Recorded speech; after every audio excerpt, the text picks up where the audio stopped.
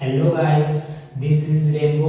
Welcome to my YouTube channel. Guys, हम लोगों ने लोकतंत्र और संचार के बारे में पढ़ रहे थे। जैसा कि पार्ट 1 में थोड़ा बहुत संक्षिप्त में वर्णन हो चुका है लोकतंत्र के बारे में, संचार के बारे में भी थोड़ा बहुत डिस्कशन हो चुका है। और आज हम लोग पढ़ेंगे संचार के साधन, मीडिया के प्रकार और लोकतंत्र में संचार की भूमिका, उसके बाद संचार की नैतिकता और जवाबदेही। इसके बारे में आज हम लोग डिस्कशन करने वाले हैं। तो आप लोग पूरा ध्यान से सुनिए और समझने की कोशिश कीजिए। मैं पूरी मेहनत के साथ इसको समझाने की कोशिश करूंगा पूरा सरल भाषा में। अगर आप लोगों को नहीं समझ में आता है तो आप लोग कमेंट करके जरूर बताइएगा। मैं आप लोगों को फिर से एक अच्छा सॉल्यूशन बता दूंगा और फिर से इसको समझाने का प्रयत्न करूंगा, फिर से इसको समझाने की कोशिश करूंगा। आप लोग ध्यान से समझिए। हम लोग डिस्कशन कर रहे थे संचार के बारे में। तो संचार के बारे में तो आप लोग को पहले ही बता दिया कि संचार किसको कहते हैं, संचार क्या है, संचार के साधन क्या है। लेकिन फिर मैं आप लोगों को थोड़ा बहुत डिस्कशन कर दे रहा हूँ कि संचार के क्या क्या साधन हो सकते हैं। तो मीडिया के प्रकार को ही संचार के साधन माना जाता है। मीडिया के प्रकार को ही संचार का साधन माना जाता है। तो जिसमें से मीडिया के 3 प्रकार होते हैं: मास मीडिया, इलेक्ट्रॉनिक मीडिया और प्रिंट मीडिया। सबसे पहले हम लोग पढ़ते हैं मास मीडिया के बारे में। मास मीडिया को जनसंचार मीडिया या फिर जनसंचार माध्यम कहा जाता है। इसको जनसंचार माध्यम या जनसंचार मीडिया क्यों कहा जाता है? क्योंकि यह लोगों का माध्यम होता है। लोगों के माध्यम के द्वारा, अगर अभी मैं पढ़ा रहा हूँ, अगर मैं इस बात को किसी दूसरे व्यक्ति को बताऊंगा तो वो जाकर के किसी तीसरे व्यक्ति को बताएगा और इस तरह से सिलसिला चलता रहता है। इसी को हम लोग मास मीडिया कहते हैं। दूसरा आता है आपका इलेक्ट्रॉनिक मीडिया। इलेक्ट्रॉनिक मीडिया का मतलब होता है जो डिवाइस इलेक्ट्रिक चीजों से जुड़ी होती है, जो माध्यम हम इलेक्ट्रिक चीजों के द्वारा से करते हैं, जैसे टीवी, रेडियो, मोबाइल, इंटरनेट और बहुत सारे ऐसे साधन हैं जो इलेक्ट्रिक डिवाइस काम करते हैं, जिसके माध्यम से हम अपनी बातों को आसानी से एक व्यक्ति से दूसरे व्यक्ति तक फॉरवर्ड कर सकते हैं। ये हमारा इलेक्ट्रॉनिक मीडिया का काम होता है। तीसरा आता है आपका प्रिंट मीडिया। प्रिंट मीडिया अखबार, पत्र, पत्रिकाएं, मैगजीन्स, बुक, ये सभी जो कागजों पे छपे होते हैं उसको हम लोग प्रिंट मीडिया कहते हैं। आई होप कि आप लोगों को मास मीडिया, इलेक्ट्रॉनिक मीडिया और प्रिंट मीडिया समझ में आया होगा। अब हम लोग चलते हैं नेक्स्ट टॉपिक्स की ओर, जिसमें हमारा टॉपिक है लोकतंत्र में संचार की भूमिका। अब यहाँ पे थोड़ा ध्यान से समझने की बात है कि लोकतंत्र में संचार की क्या भूमिका होती है। ये सबसे मोस्ट इम्पोर्टेंट क्वेश्चन होता है और अक्सर ये सवाल क्वेश्चंस जो होते हैं एग्जाम में पूछे जाते हैं कि लोकतंत्र में संचार की एक बहुत ही विशेषता है, विशेष महत्वपूर्ण है और इसलिए महत्वपूर्ण है ताकि समाज में हम लोग जो काम कर रहे हैं या फिर समाज की जो गंदगी है या फिर हम कह सकते हैं कि समाज में जो बुराइयां हैं उसको हम इलेक्ट्रॉनिक मीडिया, प्रिंट मीडिया और मास मीडिया के द्वारा अपनी बातों को सरकार तक पहुंचा सकते हैं। इससे फायदा क्या होगा?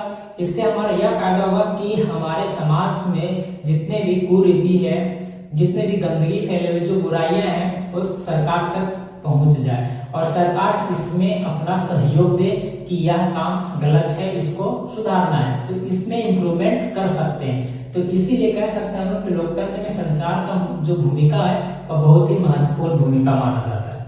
क्योंकि आज हम लोग देखते हैं जहाँ तहाँ आज हमारे देश में इतने सारे करप्शन हो रहे हैं, शिक्षा को लेकर के चाहे और किसी भी फील्ड में, तो इसका सबसे बड़ा रीजन होता है कि संचार का माध्यम सही से नहीं है। अगर है तो उस माध्यम का हम लोग सही उपयोग नहीं कर पा रहे हैं, जिसके कारण से हमारी बात सरकार तक नहीं जा पा रही। इसलिए लोकतंत्र आज हमारा जो लोकतंत्र है आज सिर्फ नाम का लोकतंत्र रह गया है।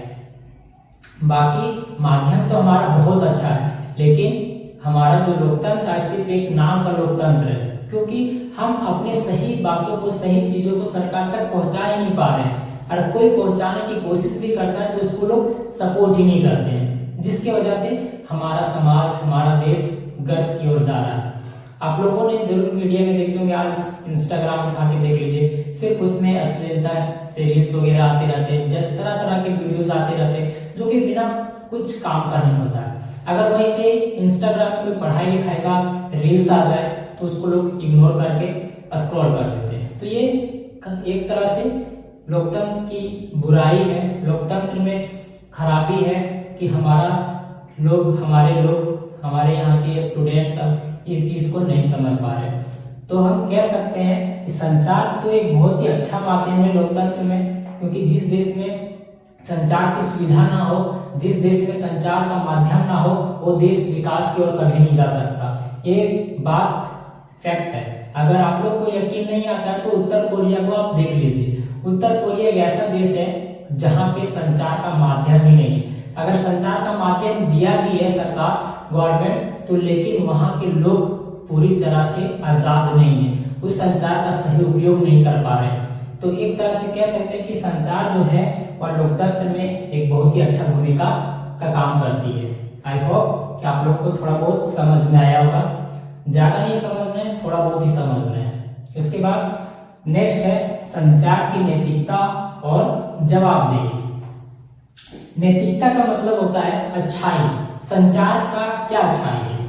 तो कम्युनिकेशन का सबसे अच्छी बात होती है कि हम अपनी बातों को लोगों तक कैसे एक्सप्रेस कर सकते हैं, कैसे उनको हैंडल कर सकते हैं, कैसे उसको हम समझा सकते हैं। तो ये संचार का नैतिकता होता है। अगर आज हम अच्छा काम कर रहे हैं तो लोग हमारी सराहना भी करेंगे। अगर आज मैं बुरा काम कर रहा हूं तो लोग हमारी बुराइयां भी उठाएंगे, बुराइयां भी करेंगे।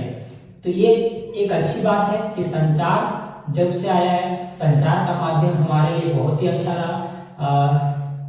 संचार का नैतिकता जो है वह हमारे लिए बहुत ही महत्वपूर्ण है। अगर मान लिया जाए कि आज हम कोई अच्छा काम कर रहे हैं तो लोग उसको सपोर्ट करेंगे, समाज को उसको देखने, संचार के माध्यम से लोग अपने टीवी पे देखेंगे, रेडियो पे सुनेंगे, टेलीविजन पे देखेंगे, मोबाइल खोलेंगे उस टाइम देखेंगे। तो इससे क्या होगा, लोग इंस्पायर करके वो काम करेंगे। तो एक नैतिकता होती है संचार की, यही एक नैतिकता जो कि बहुत ही खूबसूरत है। और कहते हैं कि जिसमें अच्छाइयां होती है उसमें बुराइयां भी कुछ होती है, तो इसका जवाबदेही भी बहुत सारे होते हैं।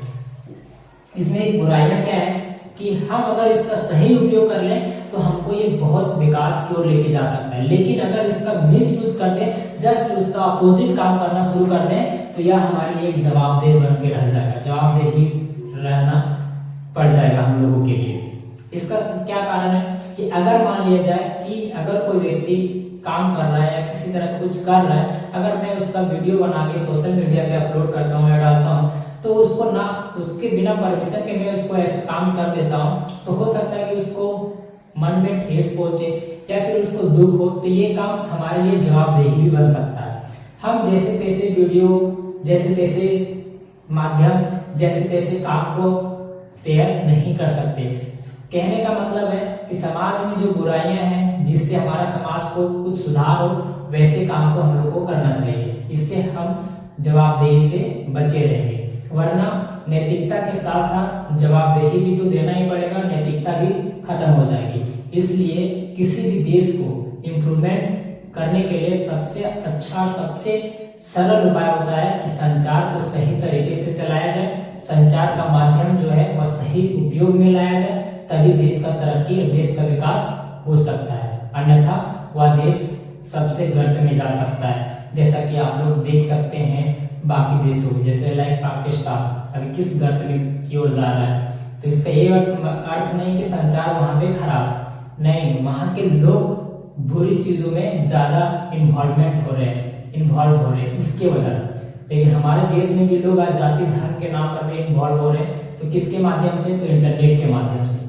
तो एक तरह से इंटरनेट अच्छी भी है और खराब भी है। तो ये हमारे पे डिपेंड करता है कि मैं इसका कैसे यूज करता हूँ। तो ये हमारे पे संचार की नैतिकता भी बहुत अच्छी है, और लेकिन इसका जवाबदेही भी हम लोग को देना पड़ता है। इसलिए जब भी हम लोग को कुछ संचार के बारे में पढ़ना हो, संचार के बारे में जानना हो, तो थोड़ा अच्छे से ध्यान से पढ़ने का, उसके बाद समझने का। आई होप कि आप लोगों को ये वीडियो अच्छा लगे और थोड़ा बहुत समझ में आए। मैं कोशिश करूंगा कि और मेरे टीचिंग में और इम्प्रूवमेंट करूं, ताकि आप लोगों को और बेहतर बता सकूं, थैंक यू, देखते रहिए, धन्यवाद। मिलते हैं नेक्स्ट वीडियो में। Thank you.